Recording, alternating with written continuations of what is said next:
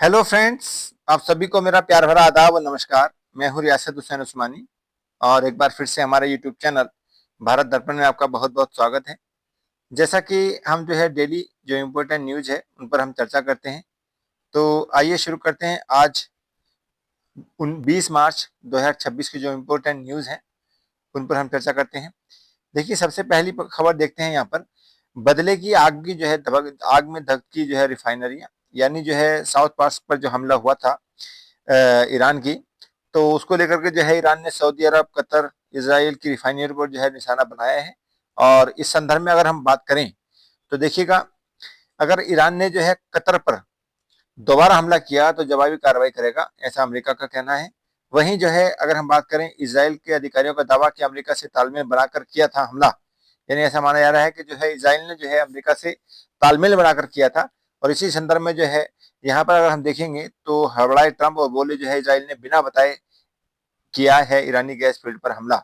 तो इसको लेकर के जो है दोनों में थोड़ी सी नाराजगी यहाँ पर नजर आ रही है, लेकिन अल्टीमेटली तो यही है कि दोनों जो है मिलकर के जो है ईरान पर जो है लगातार जो है बमबारी कर रहे हैं। और उधर जो है ईरान ने भी जो है लगातार उनकी रिफाइनरियों, यानी जो आसपास के जो देश हैं उनके जो सैन्य अड्डे हैं उन पर जो है लगातार मतलब उस पर हमला कर रहा है।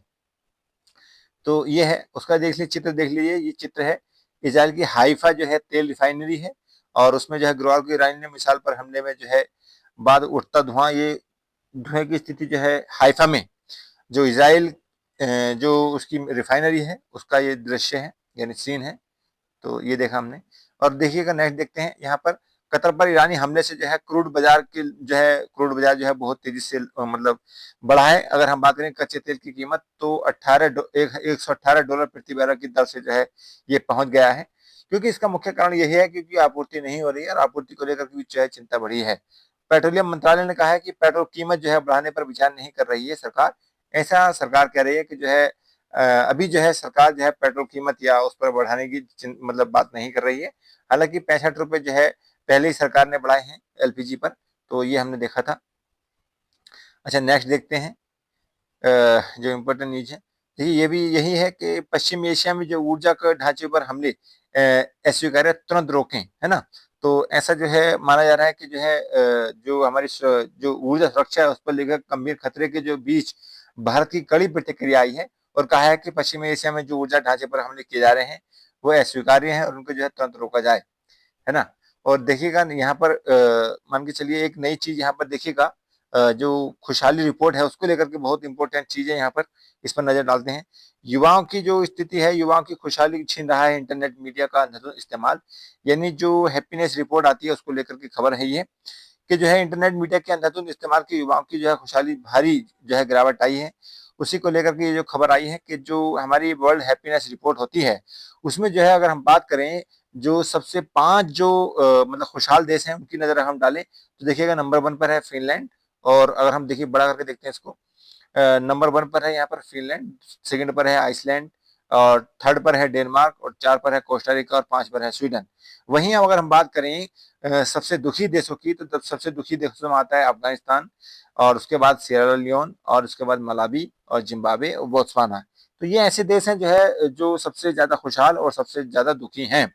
वहीं अगर हम बात करें इनकी जो ये मतलब इनका जो मानक होता है किस प्रकार से होता है, तो इनमें जो है 6 मानकों पर मूल्यांकन किया जाता है, जिसमें जो है प्रति जीडीपी, मेरे प्रति व्यक्ति जीडीपी, और जीवन प्रत्याशा, सामाजिक सहयोग, और जो है निर्णय लेने की आजादी, उदारता और भ्रष्टाचार की धारणा। यानी इन जो है मानकों को जो आधार बनाकर जो है वर्ल्ड हैप्पीनेस रिपोर्ट जो जारी की जाती है, ये प्रतिवर्ष जारी की जाती है। अगर हम बात करें, देखिएगा 2026 की रैंकिंग अगर हम बात करें तो लगातार जो है दूसरे वर्ष भी कोई भी अंग्रेजी भाषी देश जो है शीर्ष 10 में शामिल नहीं है। इस सूची में अमेरिका 23वें स्थान पर, कनाडा 25वें स्थान पर, और जो है ब्रिटेन 29वें स्थान पर है ना।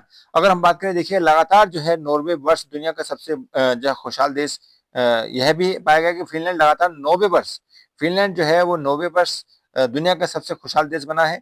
और 147 देशों में जो है अगर हम भारत की बात करते हैं तो देखिएगा 116वें स्थान पर है, जो पिछले बार कितना था 118वें स्थान पर है। तो थोड़ा सा जो है बेहतर यहाँ पर सुधार हुआ है। तो ये है। अगर हम बात करें इसकी जो रिपोर्ट है, ये रिपोर्ट जारी की जाती है ऑक्सफॉर्म यानी ऑक्सफोर्ड विश्वविद्यालय द्वारा जो है, ये ऑक्सफैम विश्वविद्यालय है जो उसके द्वारा जारी की जाती है ना। तो ये हमने देखा। तो नेक्स्ट देखते हैं कुछ नई और जो खबरें हैं उस पर नजर डालते हैं। तो देखिए बिजनेस की बात करते हैं अगर हम थोड़ी सी, तो सेंसेक्स का अगर हम बात करें तो सेंसेक्स जो है 74,207 पर जो है बंद हुआ। वहीं जाकर निफ्टी की बात करें तो 23,002 पर 2 पॉइंट पर जो है ये बंद हुआ था। वहीं अगर सोने की बात करते हैं तो 1,53,300 रुपए पर ये मतलब थोड़ा सा इसमें गिरावट आई है लगभग 7,000 की। वहीं अगर हम चांदी की बात करें तो चांदी जो है लगभग 2,38,000 यानी 17,800 के आसपास जो है ये इसकी गिरावट नजर आई है कल के मुकाबले में। वहीं अगर हम देखें डॉलर, तो डॉलर जो है देखिए फिर अपने उसी पॉइंट पर पहुंच गया है 92 रुपए, मतलब लगभग 90 पैसे के आसपास में ये जो है मतलब कह सकते हैं इसकी स्थिति बनी हुई है ना। तो ये हमने देखा। अगर हम बात करें कच्चे तेल के दाम में उफान से सहमा बाजार और सेंसेक्स जो है करीब 2500 अंक लुढ़का है, ये हमने देख लिया है। क्योंकि जो है लगातार अगर हम बात करें जो कच्चे तेल के दाम में उफान हुआ है उससे जो है बाजार सहम गया है और वहां पर जो है सेंसेक्स और जो निफ्टी है थोड़ा सा उसमें जो है गिरावट आई है। यही देखते हैं सेंसेक्स जो है 2500 अंक और जो मतलब निफ्टी है वो 725 अंक जो है उस पर मतलब उसमें कमी आई है। तो ये है। नेक्स्ट अगर हम देखते हैं एचडीएफसी की बैंक के चेयरमैन अतनु चक्रवर्ती का इस्तीफा हो गया है, एक ये खबर है। अगर हम बात करते हैं देखिए वैश्विक बिकवाली से चांदी जो है 17,800 रुपए और सोना जो है 7,000 रुपए टूटा है।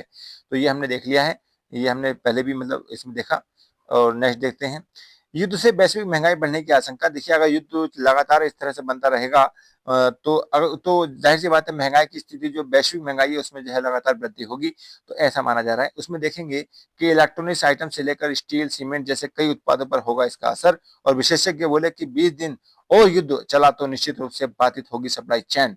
तो ऐसा माना जा रहा है कि अगर मान लीजिए इस तरह से जो है 20 दिन अगर लगातार फिर से कंडीशन बनी रहती है तो इसकी जो है वैश्विक जो मतलब महंगाई है उस पर वो है बहुत बड़ा प्रभाव पड़ेगा और उसमें जो है बढ़ने की उम्मीद है।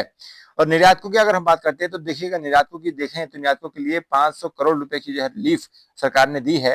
हालांकि देखिएगा क्योंकि बहुत सारी चीजें जो है हमारे सामने घटित हो रही हैं, चाहे वो एलपीजी को लेकर हो चाहे वो क्रूड ऑयल को लेकर हो, तो इसको लेकर के जो है 500 करोड़ रुपए की जो रिलीफ है वो सरकार ने दी है। तो ये अच्छी मतलब कह सकते हैं थोड़ी सी पहल है सरकार की। तो सरकार उठाएगी जो है खाड़ी देशों में जाने वाले सामान के इंश्योरेंस का खर्च, ये ऐसा माना जा रहा है। और एमएसएमई निर्यातकों के लिए जो है विशेष स्कीम जो है बैंकिंग स्तर पर भी राहत मिलेगी। तो ये थोड़ी सी जो है सरकार की तरफ से रिलीफ दी गई है। नेक्स्ट देखते हैं बदले जाएंगे सर के चुनर गाने के बोल। ये थोड़ा सा मतलब अलग ही न्यूज है, इसको नहीं देखेंगे, आगे देखेंगे। अच्छा नेक्स्ट देखते हैं।